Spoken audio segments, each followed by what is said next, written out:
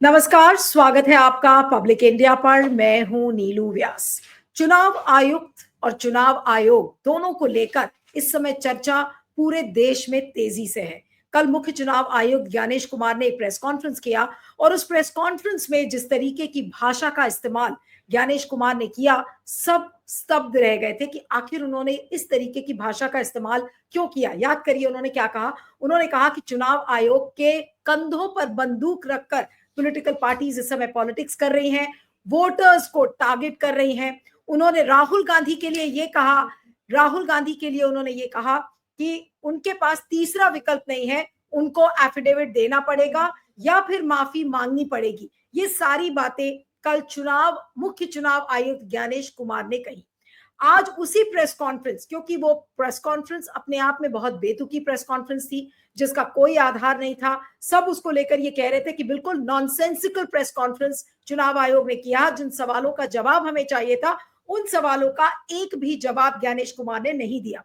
और उसी के बदले में आज इंडिया ब्लॉक ने एक बड़ी प्रेस कॉन्फ्रेंस किया और एक रिपोर्टर ने यह सवाल किया मनोज झा से। मनोज झा ने उसका जवाब दिया कि क्या मुख्य चुनाव आयुक्त ज्ञानेश कुमार को इम्पीच करने के लिए पॉलिटिकल पार्टीज अब आगे बढ़ेंगी। तो उन्होंने कहा कि हमारे पास कानूनी विकल्प जितने भी हैं वो खुले हुए हैं, पॉलिटिकल रास्ता भी है, कानूनी रास्ता भी है। तो क्या अब ज्ञानेश कुमार अगर किसी की सुनने नहीं वाले हैं और उनको ये लग रहा है कि जो वो कर रहे हैं वो सही है, तो क्या अब ज्ञानेश कुमार को हटा देना चाहिए? जिस तरीके से स्पेशल इंटेंसिव रिवीजन को लेकर गहन चर्चा पूरे देश में है और बार बार लोग ये कह रहे हैं कि ये जो एसआईआर कराया जा रहा है ये बिल्कुल बेबुनियाद है, इसको रोल बैक किया जाए। सुप्रीम कोर्ट भी बहुत ज्यादा इस पर बोल नहीं रहा है, अभी आने वाले दिनों में इस पर सुनवाई भी होनी है। लेकिन जिस तरीके से ये पूरा मामला अब आगे बढ़ रहा है, क्या चुनाव आयोग ने अति कर दिया है?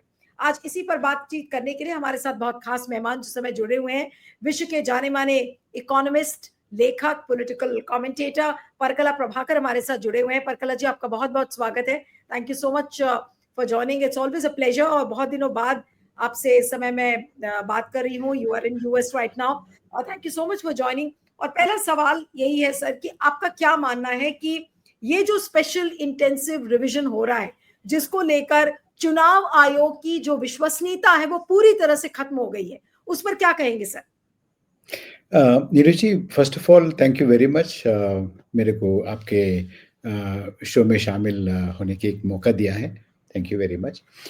देखिए, चुनाव आयोग, एसआईआर और उसके बाद जो राहुल गांधी जी का प्रेस कॉन्फ्रेंस, इसके वजह से चुनाव आयोग की रोल अभी स्पॉटलाइट में है, फोकस में आ गया है। हम जैसे लोग एडीआर और वीएफडी ऐसे संगठन बहुत महीनों से, आप जानते हैं कि लोकसभा चुनाव, उसके बाद जो हुई स्टेट असेंबली इलेक्शंस, उससे पहले जो इलेक्शंस हुई, इस पे कई गड़बड़ियाँ हम साबित किए हैं और आंकड़े भी आपके सामने रखे हैं। लेकिन जब इतना इतना डिस्कशन में आया नहीं, अब आ रहा है, ये अच्छा है। आप चुनाव आयोग की जिक्र कर रहे थी। देखिए नीलू जी, आप को याद होगा कि चुनाव आयोग 2023 में जब घटना हुई, उसका उसका अपॉइंटमेंट का जो रूल्स है, उसको बदलने के बाद ये चुनाव आयोग गवर्नमेंट डिपार्टमेंट बन गया ना। देखिए, चुनाव आयोग को अपॉइंटमेंट करना, कमिश्नर्स को अपॉइंटमेंट करना, जो सिलेक्शन कमिटी है, उसमें प्रधानमंत्री और उसका एक कैबिनेट कलीग और माइनॉरिटी, वो ये लोकसभा का leader, I mean opposition leader, इसमें से सुप्रीम कोर्ट का चीफ जस्टिस का रोल खत्म कर दिया गया है और उसके स्थान में लाया गया था एक कैबिनेट मिनिस्टर को। तो कैबिनेट मिनिस्टर और प्राइम मिनिस्टर, विपक्ष के नेता और माइनॉरिटी, तो उसका उसका नियुक्ति लोग चुनाव आयोग का अपॉइंटमेंट गवर्नमेंट डिपार्टमेंट के जैसा हो गया है। और उसके बाद उनका उनका कार्यशैली और कैसा वो किया है, लेवल प्लेइंग फील्ड नहीं था, code of con moral code of model code of conduct implement नहीं किया था, और किसी कंप्लेंट को लिया नहीं, जवाब नहीं देते, और वोटिंग परसेंटेज 11 दिन के बाद, 4 दिन के बाद, 5 दिन के बाद, 6 दिन के बाद अनाउंस करते हैं, और फाइनल अनाउंसमेंट और provisional announcement of polling data, बहुत फर्क, ये सब हमारे सामने है। तो राहुल गांधी जी का वो वोटर लिस्ट का वो फर्जी वोटर, डुप्लीकेट वोटर, और घर का नंबर 0, और पिता का नाम ABCD ये सब ये पूरा आ गया है। चुनाव आयोग जवाब देती नहीं। देखिए, चुनाव आयोग को हम जैसे लोग क्वेश्चन किए तो, सवाल पूछे तो जवाब कहाँ से आ रहे हैं? रूलिंग पार्टी से आ रहे हैं। क्यों? चुनाव आयोग देना है। देखिए, चुनाव आयोग को एक प्रेस कॉन्फ्रेंस में विपक्ष नेता कुछ सवाल पूछे, हम जैसे लोग, VFT जैसे संगठन और ADR जैसे संगठन कुछ सवाल पूछे। इस सवाल को जवाब नहीं, एक्नॉलेजमेंट भी नहीं है। और वेंकटेश नायक जैसा RTI एक्टिविस्ट्स लिखते हैं, जवाब देते नहीं। अभी तक तो कुछ भी अकाउंटेबिलिटी नहीं है। तो मैं मेरे मेरे ख्याल से आप चुनाव आयोग से मामला और विस्तार हो गया है। चुनाव आयोग को नो कॉन्फिडेंस मोशन चुनाव आयोग के प्रति मूव करना मेरे मेरे मेरे ख्याल से इतना इम्पोर्टेंट नहीं है, क्योंकि फर्जी voters list, contaminated voters list, और contaminated electoral data, provisional electoral polling data और फाइनल पोलिंग डेटा, इतना फर्क। इसके बाद जो लोकसभा घटित हुई, ये लोकसभा ठीक से घटित हुई नहीं। तो इसका मतलब ये है कि ये लोकसभा जानी चाहिए, और ये नहीं, लोकसभा आप ये कहते हैं परकला जी, जब आप ये कहते हैं कि ये लोकसभा जानी चाहिए, तो इसका क्या मतलब होता है? ये लोकसभा ऑथेंटिक नहीं है ना। नहीं, तो आप ये कह रहे हैं कि ये ये लोकसभा जो 2024 में जो सरकार बनी थी, ये भंग होनी चाहिए, क्योंकि ये एक इलीगल और लोकसभा भंग होनी चाहिए, और ये लोकसभा से आई सरकार वो भी जाना चाहिए, और चुनाव आयोग फिर से गठन होना चाहिए, ठीक से गठन होना चाहिए। ओके, सुप्रीम कोर्ट के चीफ जस्टिस इंपॉर्टेंट पॉइंट्स, मैं आपको इंटरप्ट कर रही हूँ, आपने 2-3 बड़ी इंपॉर्टेंट बातें कही हैं जो कि न्यूज पॉइंट्स हैं। आपने कहा कि ये लोकसभा भंग हो, दोबारा से चुनाव आयोग का कॉन्स्टिट्यूशन हो। Is that what you said, कि दोबारा से कॉन्स्टिट्यूट कराया जाए चुनाव आयोग? कैसा कॉन्स्टिट्यूट करना है? ऐसा हाँ। कॉन्स्टिट्यूट करना है कि इसका इम्पार्शियलिटी, निष्पक्षता सामने आए। ये गवर्नमेंट डिपार्टमेंट के जैसा कॉन्स्टिट्यूट नहीं होना चाहिए, अपॉइंटमेंट नहीं होना चाहिए। नहीं, तो फिर तो उसके सुप्रीम लिए कोर्ट का कानून को चीफ बदलना जस्टिस, पड़ेगा परकला जी। जो जी, कानून ऑलरेडी बना हुआ है, appointments of chief election commissioner, वो तो सुप्रीम कोर्ट ने इसको क्लियरेंस दे दिया है। तो अब तो हम इसको, या तो वो चुनाव, बेसिकली उस कानून को बदलना पड़ेगा, क्योंकि इसका इसका इसका इसका इम्पार्शियलिटी इम्पार्शियलिटी नहीं है ना, क्योंकि गवर्नमेंट से अपॉइंटेड है। ये पूरा गवर्नमेंट से अपॉइंटेड हो सकते हैं, लेकिन गवर्नमेंट के डिपार्टमेंट के जैसा काम कर रहा है। अब देखिए, कल जो प्रेस कॉन्फ्रेंस हुआ था, ये ये प्रेस कॉन्फ्रेंस एक एक इम्पार्शियल ऑटोनोमस कॉन्स्टिट्यूशनल बॉडी का हेड जैसा ऐसा बात किया क्या? नहीं है ना। इम्पार्शियलिटी कहीं दिखाई दिया नहीं। लेकिन लोकसभा भंग कौन करेगा? ये तो पहल हमेशा होती है कि आप सरकार की तरफ से होता है, लेकिन यहाँ तो जब सरकार और चुनाव आयोग दोनों मिलकर ये धांधलेबाजी कर रहे हैं, तो ये लोकसभा भंग कैसे होगी? क्या हम अब स्ट्रीट देखिए मूवमेंट करेंगे? नीलू क्या जी, इंडिया भर के लोग नीरज जी, सड़क पर ये जाएंगे? एक बात आप जैसे लोग ध्यान में रखना चाहिए। ये चुनाव, लोकसभा, सरकार, ये सारे चीज पॉलिटिकल पार्टी और चुनाव आयोग के बीच में खेल नहीं है। ये जनता का मामला है। अगर जनता इसमें स्टेक होल्डर नहीं है, अगर जनता का जवाबदार नहीं है, जनता का अकाउंटेबल नहीं है ये सब इंस्टीट्यूशंस, ये किसके लिए है? किसके लिए है ये? तो बिल्कुल। अच्छा, हमारे डेमोक्रेटिक सेटअप में उच्च सॉवरेन बॉडी कौन है? पीपल है। अगर पीपल का विश्वसनीयता नहीं है, पीपल का कॉन्फिडेंस नहीं है, ये क्या है? नहीं, ये लेकिन कल किस अगर लिए? आप सुना हो ध्यान से परकल सर, कल ज्ञानेश कुमार ने कहा कि अगर 7 करोड़ जनता बिहार की चुनाव आयोग के साथ है, तो चुनाव आयोग की क्रेडिबिलिटी पर कोई प्रश्न चिन्ह नहीं लगता। और बहुत बोस्ट करते हुए उन्होंने कहा कि if 7 crore people are with me, then there can't be any question marks on the credibility of the election commission। अब इस नहीं, तरीके के स्टेटमेंट पर क्या करेंगे आप? देखिए चुनाव मुख्य आयोग क्या बोलते हैं? चुनाव मुख्य आयोग बोलते हैं ना, मुख्य चीफ, चुनाव आयोग। जी। मुख्य चुनाव आयोग। ऐसा नहीं बोले तो कैसे बोलेंगे? क्या बोलेंगे? ऐसे ही बोलेंगे। आप इसके कुछ मतलब है क्या? वो जो बोल रहे थे, किसी एक एक सेंटेंस मेरे को बता दीजिए, उसका कुछ मतलबी का बात रखे हैं देश के सामने। कुछ भी नहीं। ऐसे बोस्ट कर सकते हैं? Why 7 crore? 100 crore people are with him, he can say that. इसमें क्या है?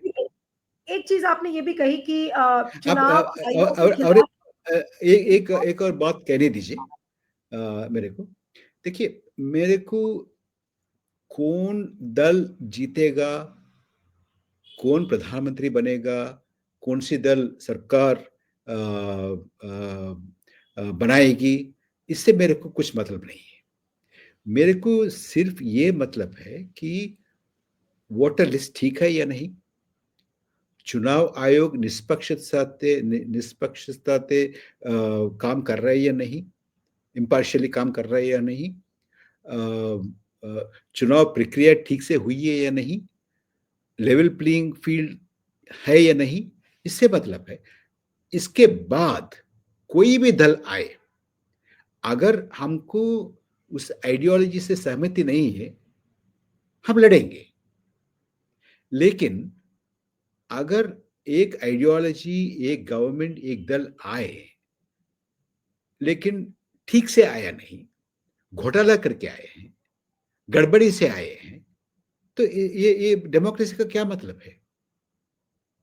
मेरी मेरी बात यही बस। मैं परकला एक से मुझे ये बताइए खिलाफ कि नहीं बोल रहा हूं मैं।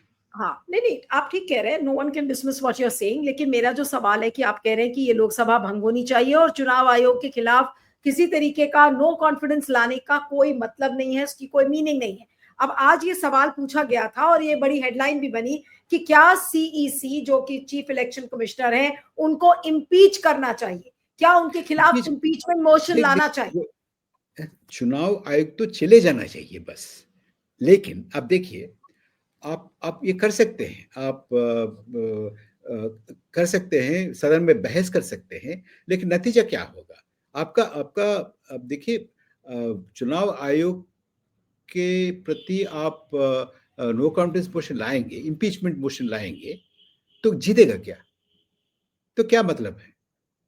आप आजकल क्या हो रहा है, आप किसी कोर्ट में जाइए, सुप्रीम कोर्ट में जाइए, कुछ होने वाला नहीं है। तो ऐसा जाने से क्या होगा? ऐसा ऐसी इम्पीचमेंट मोशन मूव करने से होगा क्या कि तो बहुमत ही नहीं है, तो हार जाएगी, और उसके बाद चुनाव आयोग बोलेगी आपने इम्पीचमेंट मोशन लाया लेकिन हार गए, हम ठीक से बैठे हैं। तो चुनाव आयोग के प्रति आप इम्पीचमेंट मोशन लाके हार के उनका लेजिटिमेसी को आप बढ़ावा दे रहे हैं। ओके, तो आप ये कह रहे वही हैं कि नतीजा इम्पीचमेंट मोशन नहीं लाना चाहिए, इम्पीचमेंट मोशन नहीं लाना चाहिए। इम्पीचमेंट मोशन लाइए, लेकिन वो इससे नतीजा एक्सपेक्ट मत कीजिएगा। ओके, इम्पीचमेंट मोशन ला सकते हैं, इसलिए ला सकते हैं कि सदन में कुछ चर्चा हो, जनता जनता के बीच में कुछ चर्चा हो, बस इतना नहीं ही लेकिन फिर उनका तरीका क्या है उसका उसका ज्ञानेश कुमार उसका को?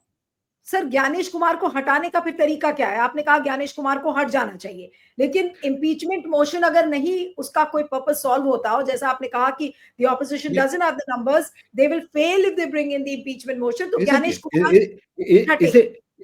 isn't it so obvious नहीं, लेकिन फिर कि हटेंगे बिल्कुल कैसे साफ है ना। ज्ञानेश? नहीं सर, ज्ञानेश कुमार फिर हटेंगे कैसे? कौन हटाएगा ज्ञानेश कुमार को?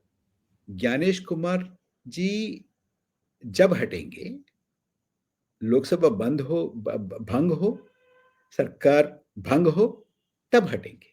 बट कौन ये पहल करेगा? आपको लगता है कि सरकार ये पहल करेगी? दबाव लाना चाहिए, सड़क पे लाना चाहिए। लोग लोग लोग सिर्फ सोशल मीडिया में नहीं है, सड़क पे उतरना चाहिए ना। ओके, तो आप ये कह रहे हैं कि अब सड़क पर उतरना चाहिए इस डिमांड को जी, लेकर कि इस फी, लोकसभा फी, को बंद किया जाए। Feet on the ground agitation, बिल्कुल। सड़क पर आना चाहिए। मामला देखिए नीलू जी, मामला बहुत ही गंभीर है, ये ऐसी वैसी मामला नहीं है। देखिए हम पहले ही बहस कर चुके हैं इस विषय में, इसके विषय के ऊपर। अब देखिए 2024 इलेक्शंस में 5 करोड़ वोट हाइक किया गया था। मैं उसी समय आपसे मैं आपके शो में एक बात आपके सामने रखा था मैं। नहीं, मुझे अभी भी देखिए याद है जब मैंने आपका इंटरव्यू किया था 2024 के चुनाव के बाद, आपने कहा कि ये इलेजिटिमेट सरकार है, and I still remember that headline where you said that this government which has been voted to power is an illegal and an illegitimate government, और आज वही चीजें अब सामने आती हुई नजर आ रही है। एग्जैक्टली। तो मैं ये कहना है कि अगर ऐसी सरकार है, इस इलेक्शन में 5 करोड़ वोट फर्जी वोट बोलते क्या बोलते हाइक करके लाए हैं। अगर आप ये छोड़ दीजिए, कोर्ट में जाइए, सदन में इम्पीचमेंट मोशन लाइए, हार जाइए, ये सब करते रहिए आप, अगले चुनाव में 10 करोड़ वोट फर्जी वोट रहेंगे, उसके बाद 20 करोड़ वोट फर्जी वोट रहेंगे, तो क्या करेंगे आप? तो नहीं, लेकिन सर इसका रास्ता क्या है? जैसे राहुल गांधी ने एक एक्सपोजे किया महादेवपुरा का, कर्नाटका की जो असेंबली कंस्टिट्यूएंसी है, उन सवालों का जवाब तो चुनाव आयोग ने नहीं दिया, लेकिन वो वोट चोरी का जो टाइटल है वो अब ऐसा चिपक गया है चुनाव आयोग को। उल्टा कल ज्ञानेश कुमार ने कहा कि ये वोट चोरी is an improper word, you should not use this word. अब इस तरीके की वो सीख दे रहे हैं, तो मेरा अच्छा, सवाल है कि विपक्ष क्या करे? कुछ ऑल्टरनेटिव सजेस्ट किया ज्ञानेश कुमार जी ने, क्या बोलना चाहिए उनको? No, he said that vote chori is an improper word. हाँ, which word should be used? चोर को चोरी ही कहना है, बस चोरी को क्या करना है, चोरी ही करना है, चोरी ही बोलना है ना। No, but what I'm failing to understand is कि राहुल गांधी और तेजस्वी यादव इस समय यात्रा कर रहे हैं, और उनकी जो वोट चोरी पर यात्रा है, और पूरा इंडिया अलायंस वोट चोरी पर ये यात्रा कर रहा है। इसके नतीजे बिहार में क्या होंगे मुझे नहीं पता, लेकिन वोट चोरी का जो एक गूंज जो पूरे देश में समय सुनाई पड़ रही है, और क्या इस वोट चोरी के एलिगेशन से क्या ये सरकार निकल पाएगी? आपको लगता है, आपका विजडम क्या कहता है, क्या मोदी जी अब इस वोट चोरी के आरोप से बच पाएंगे? वो तो हर आरोप से अपने आप को बचा लेते हैं, हर कोई भी उनके ऊपर आरोप लगता है वो किसी न किसी तरीके से he finds a way and means to wriggle out of that allegation. But ये जो वोट चोरी का उनके ऊपर आरोप लग रहा है कि वोट चोर गद्दी छोड़ का जो नारा लग रहा है, ये क्या इस इस आरोप से मोदी जी आपको लगता है कि बच पाएंगे? नीलू जी, मैं फिर वही मुद्दे पे जाऊंगा कि देखिए, ये अभी जो मामला चल रहा है, जब तक ये मामला आप देखेंगे कि ये BJP versus India alliance, Rahul Gandhi versus Modi और Rahul Gandhi versus election commission, आप इस दृष्टिकोण से देखेंगे तो ये इससे आगे नहीं जाएंगे। ये पीपल वर्सेस गवर्नमेंट चाहिए, होना चाहिए। लेकिन डेमोक्रेसी कांग्रेस ने तो वर्सेस, कहा है, कांग्रेस ने तो बिल्कुल साफ साफ अपने प्रेस कॉन्फ्रेंसेस में कहा है कि ये मुद्दा not about Rahul versus Modi, it's not about Congress versus BJP और इंडिया अलायंस वर्सेस बीजेपी, ये वोट चोरी का मुद्दा है, one man one vote, it is related to our democracy and we have to protect it, ये बात कांग्रेस ने कही है। जी, मैं मानता हूं, लेकिन ये बोलने से, वो बोलने से, मैं बोलने से, आप बोलने से नहीं, people should own it up. Okay, we should all feel that our vote is being stolen. इसको क्या करें? इसको क्या करना है कि आम नागरिक सड़क पर आना है, बोलना है कि ये नहीं चलेगा। और इतना वोट चोरी हुई, करोड़ों वोट चोरी हुई, हाइक हुई, वोटर लिस्ट ठीक नहीं है, चुनाव आयोग ठीक से काम नहीं कर रहे हैं, चुनाव आयोग गवर्नमेंट के डिपार्टमेंट के जैसा, पार्टी का एक मोर्चा के जैसा। हमारे ruling party Bharatiya Janata party को कई मोर्चे हैं, महिला मोर्चे हैं, युवा मोर्चा है, ये मोर्चा है, वो मोर्चा है, ये भी मोर्चा बन गया ना, चुनाव मोर्चा है ये चुनाव आयोग रही नहीं रहे। तो इसको इसको क्वेश्चन करना है, जनता क्वेश्चन करना है।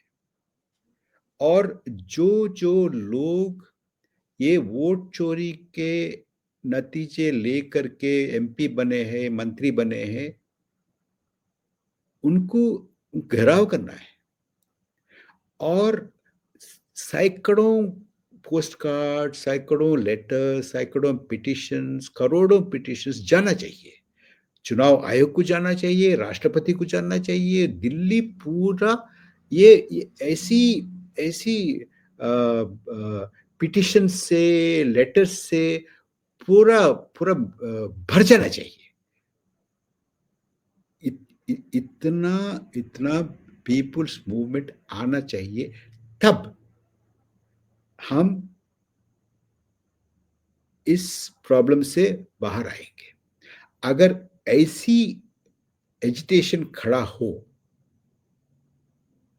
तो कोई बच नहीं सकता। बस हाँ, 2-3 सवाल बस मैं आपसे और करूंगी, फिर मैं वाइंड अप करूंगी कि आपका क्या मानना है, ये जो वोट चोरी का जो कैंपेन है, ये क्या एक पब्लिक मूवमेंट के रूप में आपको शेप अप करता हुआ इस समय दिख रहा है? जी जी, अभी तो दिख रहा है, क्योंकि अब तक पॉलिटिकल पार्टीज ने बिल्कुल इस बारे में 15 दिन पहले तक बात नहीं किया। हमारे जैसे लोग 1 साल से उठा रहे हैं।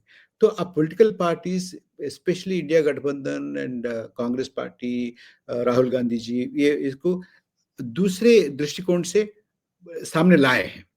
तो इसको अभी मेरे को दिख रहा है कि थोड़ा जनता के बीच में जा रहे हैं।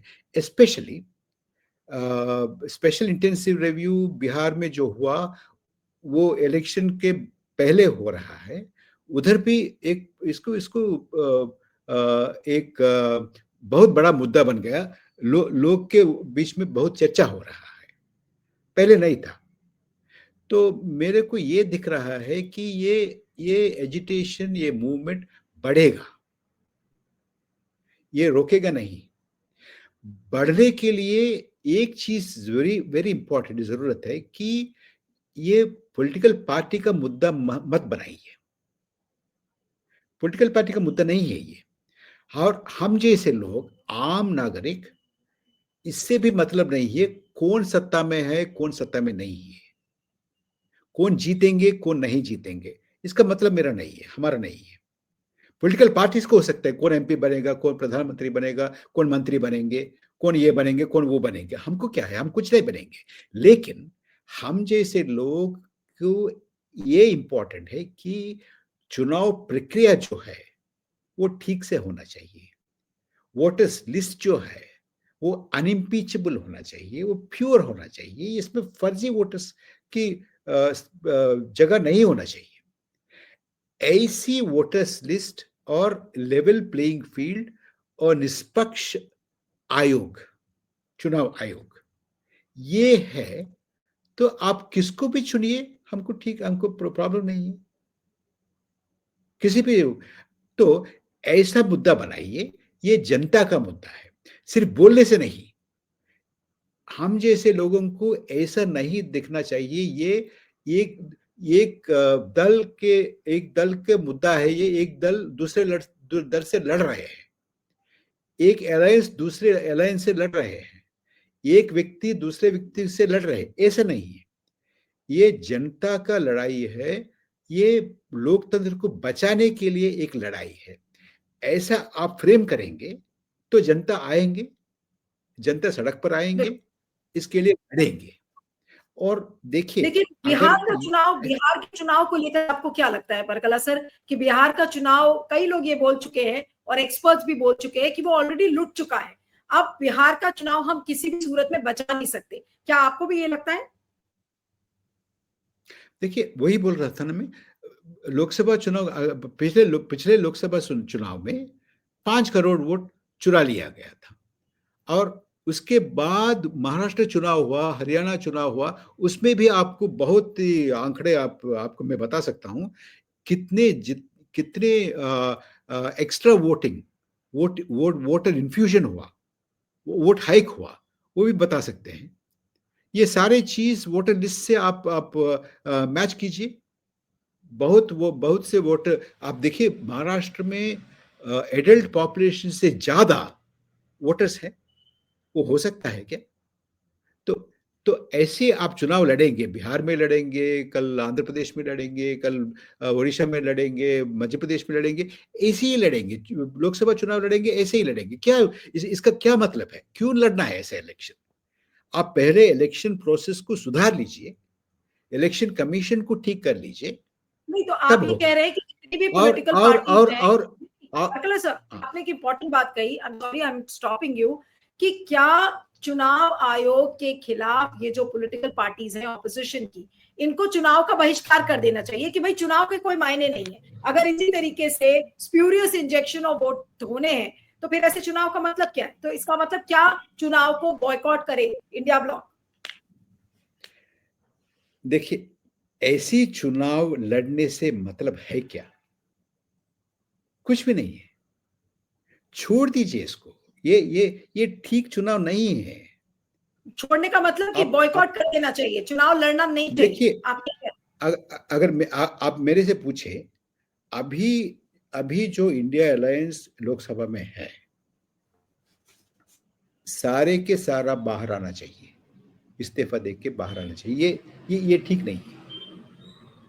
आई एम और वांटिंग टू नो एग्जैक्टली कि आप क्या ये सजेस्ट कर रहे हैं कि इंडिया अलायंस को चुनाव नहीं लड़ना चाहिए क्योंकि इस जी, तरीके के चुनाव का मतलब एब्सोल्युटली, नहीं? boycott the elections Okay. completely. No, but Completely. I've been speaking to a number of leaders from the India bloc, when you say that you want to boycott elections, तो उसमें कई लोग ये बोलते हैं, हालांकि तेजस्वी यादव ने कहा कि अगर जरूरत पड़ेगी तो हम चुनाव को बॉयकॉट करेंगे, लेकिन जब बॉयकॉट की बारी आती है तो बहुत सारे नेता इंडिया ब्लॉक की ये कहते हैं कि भाई बॉयकॉट आखिरी विकल्प होगा, क्योंकि बॉयकॉट का मतलब ये है कि आपने डिक्टेटरशिप को प्लेटर पर दे दिया. Is that what you're saying? Shows, I mean, is that what you see happening?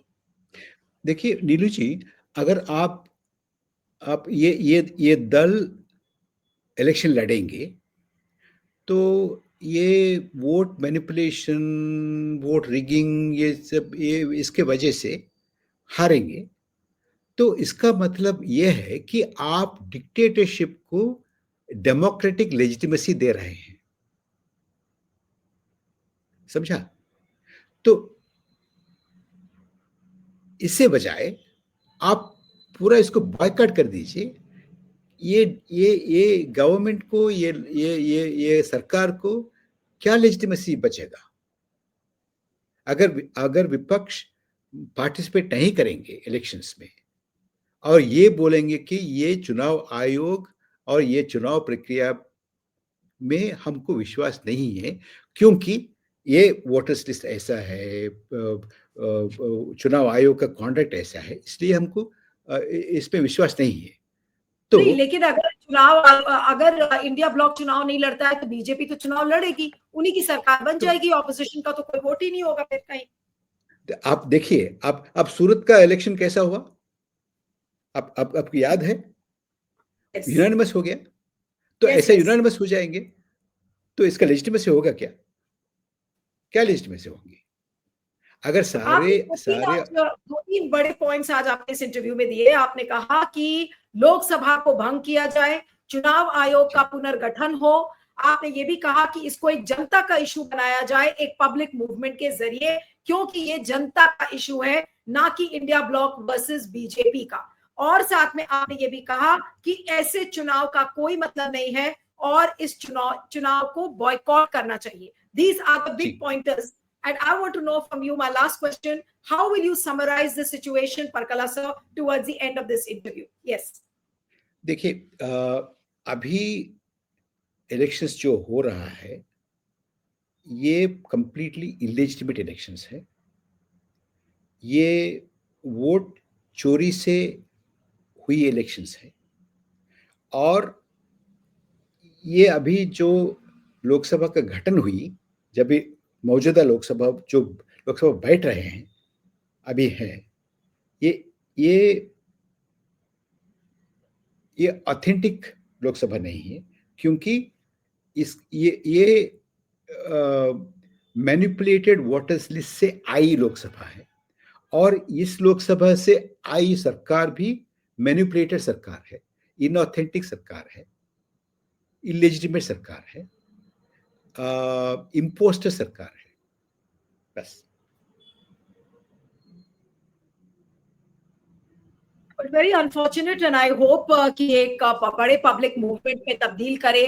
और आपने ये भी कहा कि इम्पीचमेंट मोशन भी लाने का कोई फायदा नहीं है क्योंकि वो इम्पीचमेंट मोशन फेल हो जाएगा और चुनाव आयोग को मौका मिल जाएगा ये कहने का कि देखिए भाई नंबर्स तो हमारे पास थे, हम सही थे, इस वजह से ये इम्पीचमेंट मोशन फेल हुआ।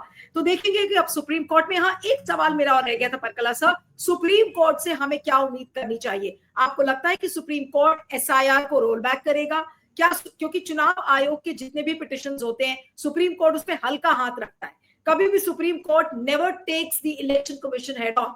तो सुप्रीम कोर्ट से लोगों को क्या उम्मीद रखनी चाहिए? उम्मीद रखनी चाहिए या नहीं रखनी चाहिए? देखिए नीलू जी,